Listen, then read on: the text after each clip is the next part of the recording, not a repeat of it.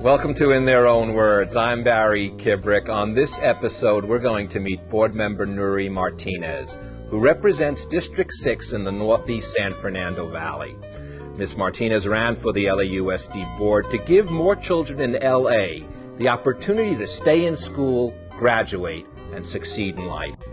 She understands firsthand the importance of a good public education because she herself is a product of our schools, from Pacoima Elementary to San Fernando High, and she was the first in her family to graduate from college. So with a deep understanding of the challenges facing our children and our district, you'll hear more from board member Nury Martinez on this episode of In Their Own Words.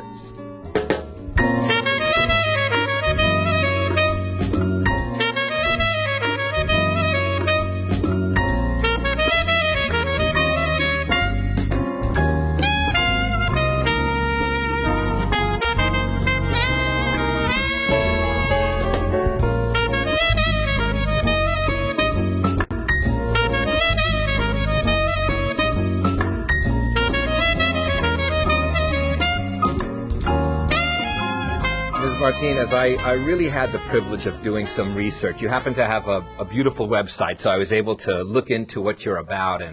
And the thing that touched me personally was that you said two things. It's a part-time work or a position, you might say, but a full-time job, but that the journey is personal. That's what makes it special. When I heard those words, the journey is special. Well, this is indeed, thank you very much, Barry, for having me on your show. It definitely is a beautiful journey. I am very lucky that the voters of my district trusted me in 2009 and voted me into office. But I tell people all the time, the best job you can have is to represent kids every day. And to be the voice of kids and parents in my district is quite the journey and the experience, and I love every single day of being able to have the honor of representing children in my district. Well, you have a real special bond. By the way, we're from the same district. This is kind of cool. Are you a Valley boy? I am a Valley boy. You can tell by my accent, can't you? Yeah. Your parents were the classic Valley parents. They were immigrants themselves. Dad had to work 2 jobs. You really have this personal relationship with your constituency that many people in a political type of position don't have that real opportunity to have. Well, when I get a chance to speak to kids, which I love to do, any opportunity I get to be in front of kids, I tell them the children that I represent, the children of this district, are not any different than me. We share the same story. Some of the kids either look like me or have the same type of background. And yeah, my parents actually moved to Pacoima in the late 70s when they bought their first home.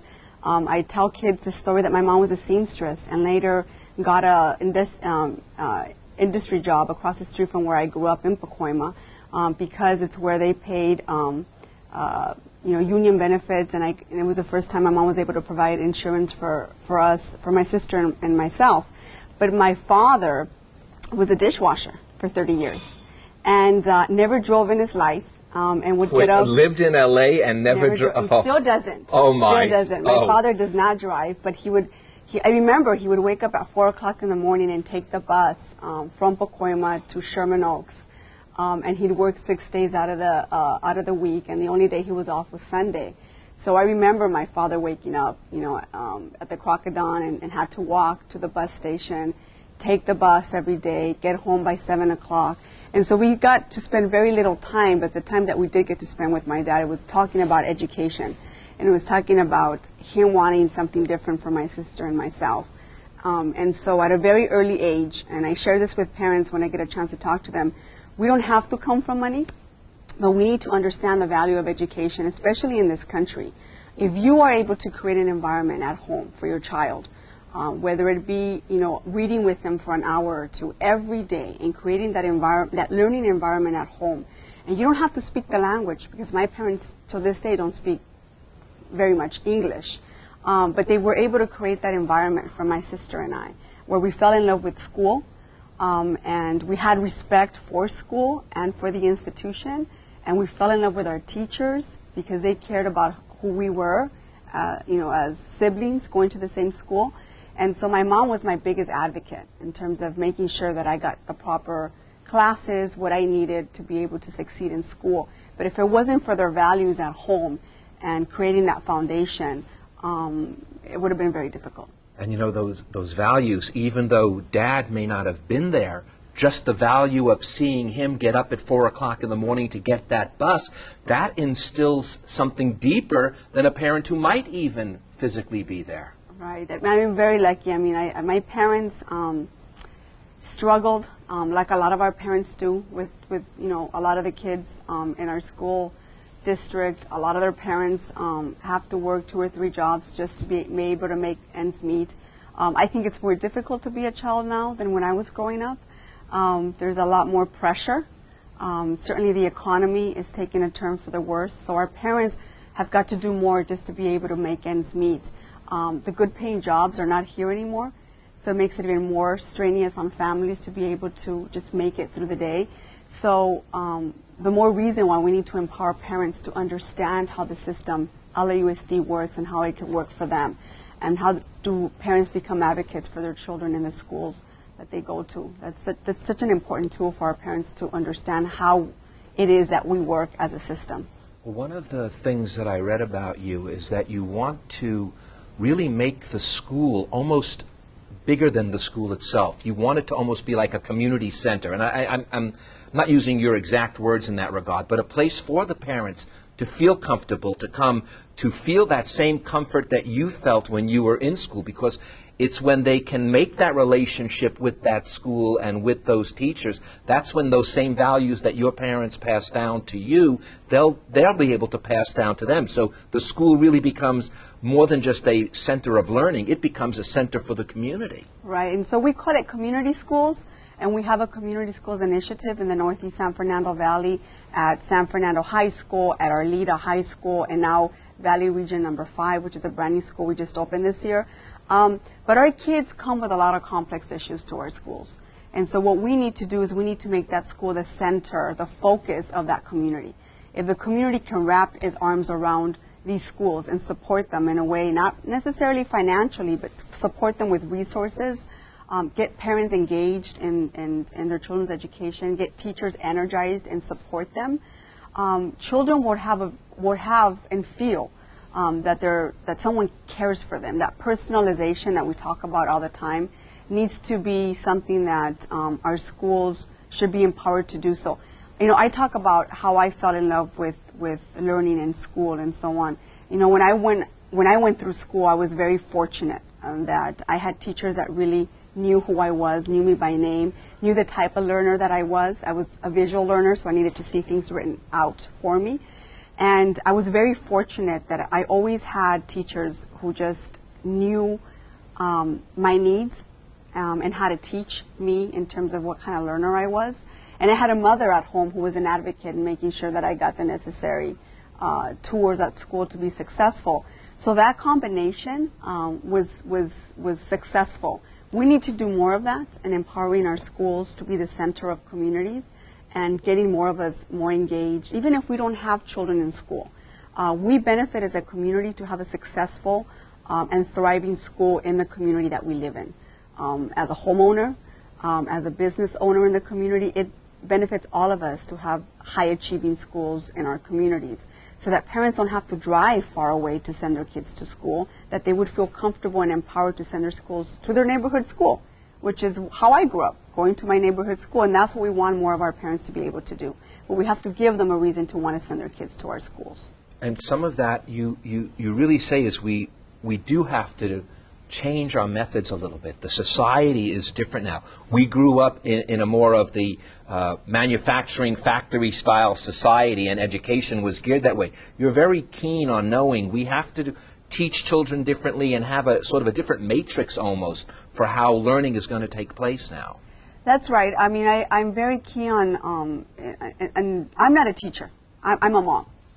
My job is a mom. So you're a full-time teacher then. I'm a full-time teacher. I'm a mom of a 2.5-year-old. And what I tell parents when I was running is I want to ensure that my daughter has a good education and that I can have options in the neighborhood that I live in. the same options that I want my neighbor to have and the parents down the street from where I live. So how do we do that? We invest in our local schools. Well, how do we do that? We ensure that there's good leadership at a school. See, the recipe is easy, in my opinion. You have a good leader on a campus, you have teachers who are empowered and supported, and you have an empowered community and involved and engaged parents, you're going to have a successful school because children are going to feel supported.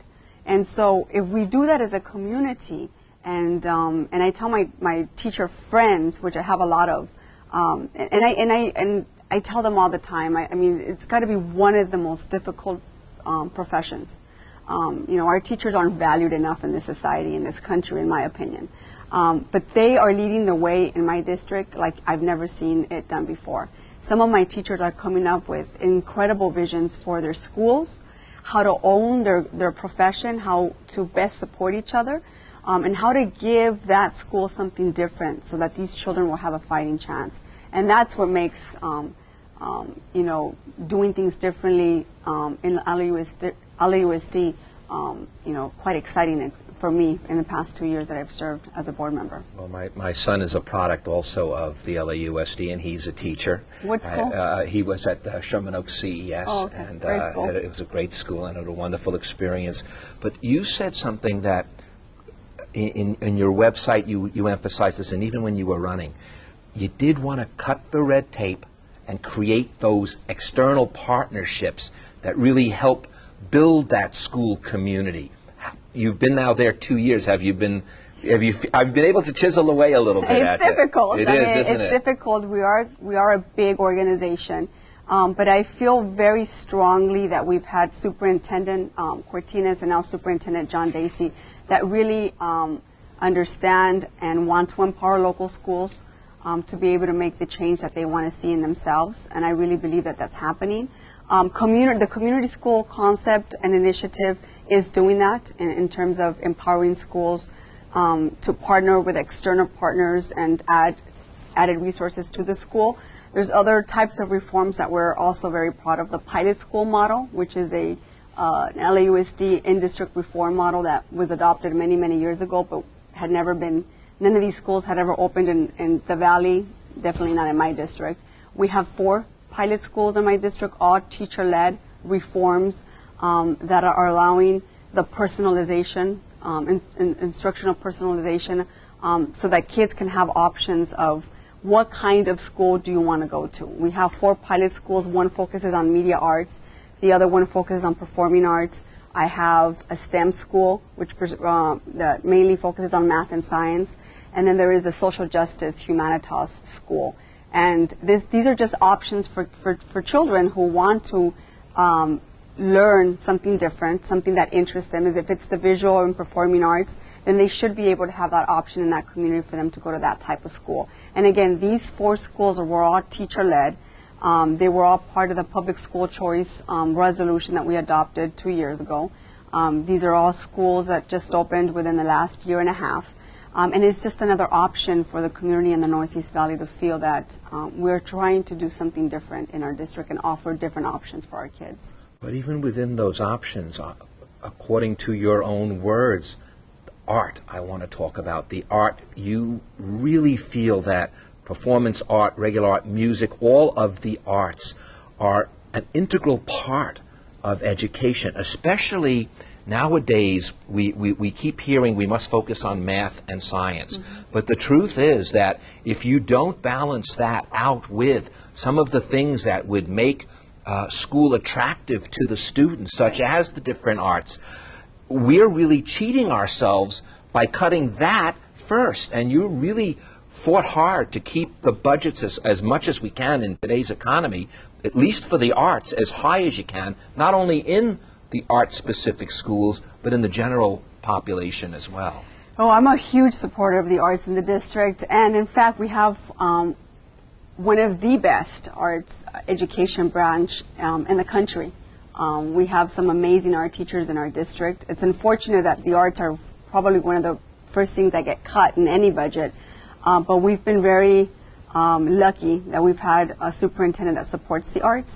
We've been able to create and open schools focused on arts at the core. I have an elementary school that was just named after Carlos Santana in North Hills. I'm very proud of that elementary school. And it's an arts at the core elementary school. So every single child in that school gets to either dance, sing, act, or play an instrument, because that's the type of school that we opened. We have the Performing Arts School at Valley Region number 5, which is, again, focused on the arts, particularly around visual and performing arts. For kids, we have so much talent in our communities, Barry, and it's unfortunate that we don't have the outlet or the means to be able to put these kids through a program where it's going to enable them to express themselves and do something, and then fall in love with school. Because if you can get a student to fall in love with an instrument, and that's what gets the student to go to school, then so be it. Let's figure out a way to empower that student to play the violin, the guitar, or get on stage and, and recite Shakespeare or what have you. My personal connection to the arts has to do with my mom. My mom plays 3 instruments and she sings. She's 73 years old and she's in a senior citizen a performing art musical group that she's in San Fernando, and she's very artistic. My sister and I picked up the love for dancing from my mother, and but I was very lucky that in high school I was part of a arts and humanitas program, and so we were exposed as young people to the arts through going to museums and going to special performances of the Philharmonic and going to plays. And it was all based on the era that we were being taught. So if we were being taught the Renaissance era, then we were being exposed to the music, the art, and the theater of that era. And so I became, a huge theater advocate because of that. Because I had teachers that really exposed a kid from Pacoima who otherwise didn't have an opportunity to go to these types of venues. That teacher, Mrs. Roth, enabled us to really look at the world a little different. And so, my love for the arts has to do with the fact that I was exposed at a very young age to these different types of venues. You said look at the world a little different. That's part of your mission in one of your statements. You said, I have to look at the surroundings that I'm faced with and find new ways of doing something. Because, A, our budgetary situation has changed. B, our society has changed. So that new way of looking, the fact that you were exposed to the arts and it literally encouraged it, it almost seems like that's become part of your own mission now. Look at those new ways, see what you can do to make the system work to benefit all of the kids that are in not only your district, but by improving your area, we improve obviously the entire district. Yeah, and I don't sugarcoat anything. I mean, over the past 30 years, very little has changed in some of the areas in my neighborhood. And so it's time for us to start asking ourselves if this isn't working, then what else can we do to change our circumstances and be able to improve education in our neighborhoods? Because it isn't fair for families to have to wake up an hour early every day just to make the commute to send their children to another school in another board district or another district outside of LAUSD. We have to be able to prove to our parents that the district is willing to do everything that it can to be able to improve the instruction at their neighborhood school so that they want to stay there. We need these parents to come back to LAUSD. We need them to be engaged in their local schools, because that's how we're going to make them better and that's how we're going to strengthen them. But we have to give parents hope that we're going in the right direction. You mentioned before it's even important for the families that don't even have children in school. My dad, 85, goes to his local school once a week as a volunteer. He lives in a retirement community. He has no need to, quote unquote, but yet he's aware of something and he shares it with me, and I think you're feeling the same thing. If we don't care for these children in our neighborhood, who is going to care for us? That's the classic situation, because the older generation, they're already, if you're 60 and 70, if you're in your home, then when you have to have that EMT come to your house, it's going to be someone from that community. You want to make sure they're trained the best that they can be. Am I right? Right. I tell folks all the time, even if you don't have children in the district, but you live in our community, it benefits all of us to ensure that that person either serving you or like you said, a paramedic that shows up to render, help to you, they better know how to read and write. They better be able to get into a good career that pays a good living wage, that he or she is going to make a positive contribution to our economy and our society overall. We cannot continue to graduate kids who cannot read and write. I mean, we can't continue to go in this direction. I mean, as a society, as a country, we owe it to ourselves to ensure that these kids get a really good education and that they're productive, responsible citizens of our communities. Also, you just added one more layer to it. It protects the country.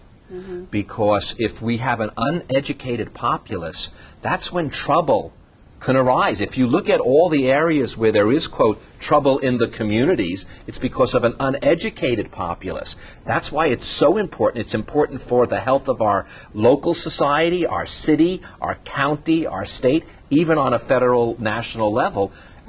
Our founding fathers insisted upon it even. And in fact, public education existed in this country before the country existed.